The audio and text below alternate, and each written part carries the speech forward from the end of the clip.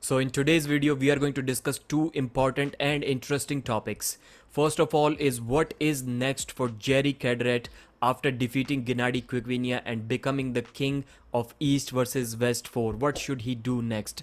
Second of all is about the reffing, the controversial reffing in that match and why I didn't like it, what are my reasons for it, and why my opinion in that matter is different than Engin Terzi's opinion on that.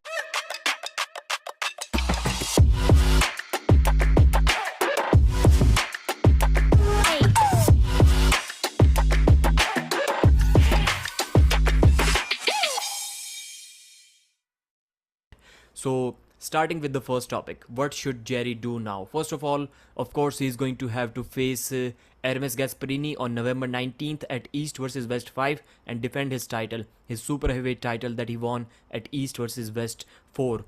Other than that, I should say that Jerry should have a match against Dave Chaffee.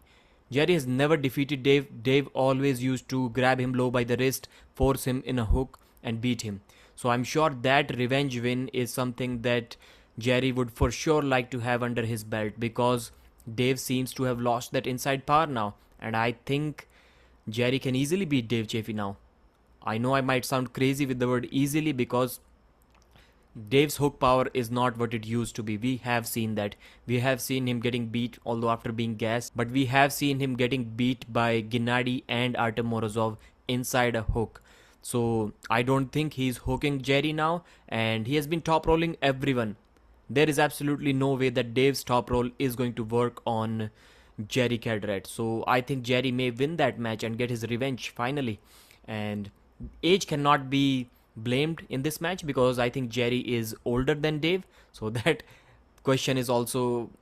thing is also out of the question. And another thing that Jerry should do is maybe have a match with Michael Todd. Both of these matches can happen at Monster Factory event in USA, and because there was back and forth going on between these two as to who is the number one guy in USA. Michael is saying that you have to beat me to be that guy, and Jerry is saying that I already beat a guy who beat you, so I should be number one in USA. So if that match is feasible, he should have that match. Again, I'm going to have Jerry as the favorite in that match as well, because 7x7 pads, I know Michael was saying that he has had greater success against Jerry on 7x7 compared to 7x9, but I genuinely do believe that those 2 inches extra drag was helping Michael a lot, and it helps any top roller against Jerry Cadorette. So I would have Jerry again as the favorite in that match. And let's move on to the second topic, the controversial reffing in that match. I am someone who has this bad habit of pointing out problems with the reffing, and I was really happy with the reffing except for that one Ryan Bowen versus Raymond Slipinch.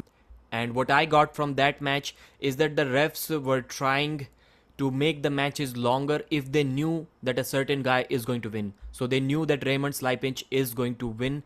So that is why they allowed all the elbow fouls on Ryan Bowen. This is what I was getting from that match. Apart from that, the reffing was perfect. I would say perfect. I could not find any faults. Of course, these are really amazing refs. But I do not know what happened in that Jerry versus Genadi match. That was one of the most horrible reffing that I've ever seen in my life. You can say that you did it for the purpose of entertainment, otherwise the match would have ended on fouls, for sure. But you did not do what you said you're going to do in the rules briefing. You said that if the foul is not corrected, or if the foul is big enough, you are going to give the foul to the athlete. But clearly you didn't, you waited. I know Engin has always been kind of not in favor of the running foul, but they did what they did there was a super running foul, an extended and advanced version of running foul, 10x running foul. Even running fouls do not allow that much liberty for the athletes to have their elbows off the back of the pad, in the front of the pad. And I would say in the first 4 rounds, the reffing was not in anyone's favor. In the 5th round, I think it was in Genadi's favor, but I do not think it was intentional. In the first round, the referee was not squaring Jerry's shoulders. I think if you give Jerry $1,000 bonus to start with a squared shoulder in the first round, Jerry is not going to start with a squared shoulder. I can guarantee that.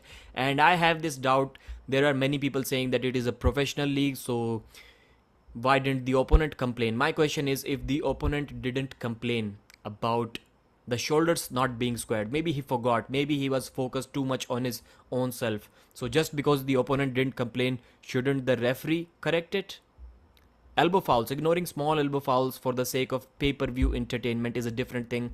But forgetting to square the shoulders, I think that match had a lot of chaos. That is why I think it was getting really difficult for the referees, for the experienced referees as well. Jerry's elbows were constantly coming off the front of the pad. Jerry was the one who was doing almost all the fouls in the first round, and second, third, fourth round it was kind of equal. And towards the end, Genadi started taking advantage of these matches, and everyone is saying that this match was really entertaining, and I agree, probably the match of the night. But what happens if these matches start ending in 3-0? What if that match ended with a 3-0 score? Then nobody would have been saying that it was good that the refs ref that match that way. If it was a 3-0, then everyone would be complaining about that. And what if everyone starts doing that? Then how long are you going to defend this reffing? This is my question. I did not like it at all.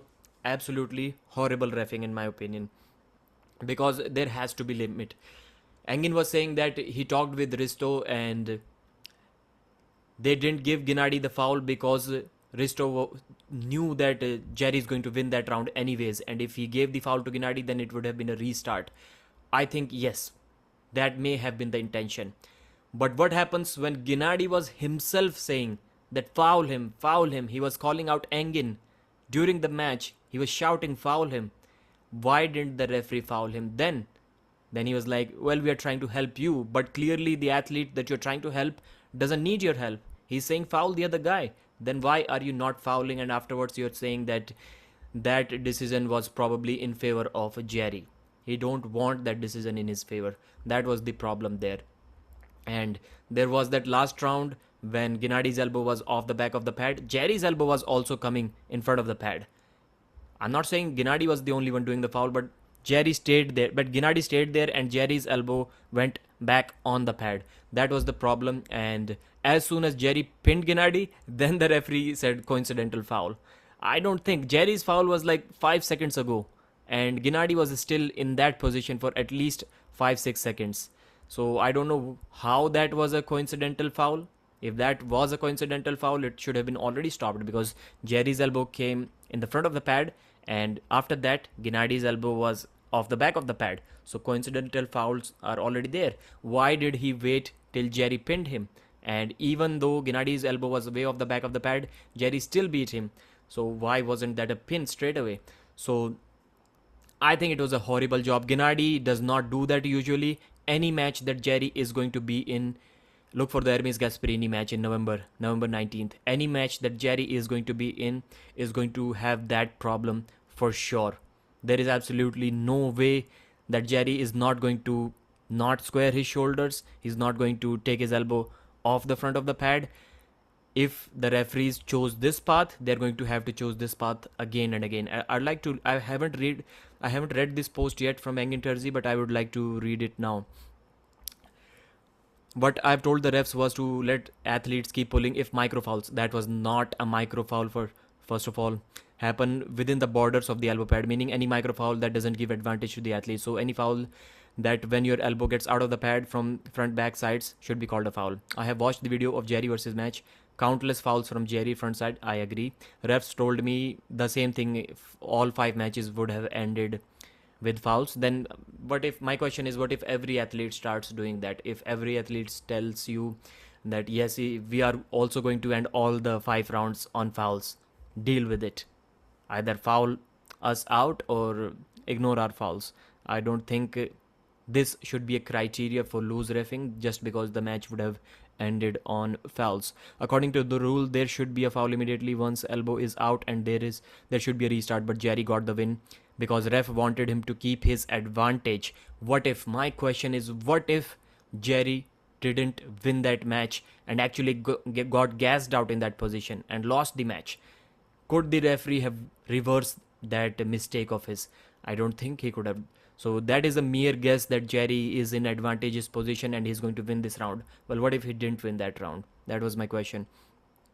And in the 5th round, he actually did give the coincidental foul and restart the match. He didn't give, it a pin to Jerry. That was round 4. Refs didn't have bad intention. I agree. I agree. If they would call, I'm not saying that they intentionally gave the advantage to Genadi. First of all, Jerry got the advantage, big advantage in first round. Genadi got the advantage in fifth round, and they both completely messed it up in the the 3 middle rounds. The match would finish on fouls. Yes, there were fouls, uncalled pins, but those were from both sides. You can criticize this, but you need to be honest and admit that both pullers fouled countless times. So I do agree with what Engin is saying. The only thing that I do not agree with here is number one, that they would have fouled out. So what? If every athlete is going to foul out, and then you're going to ignore fouls on everyone, that can be like, where do you draw the limit?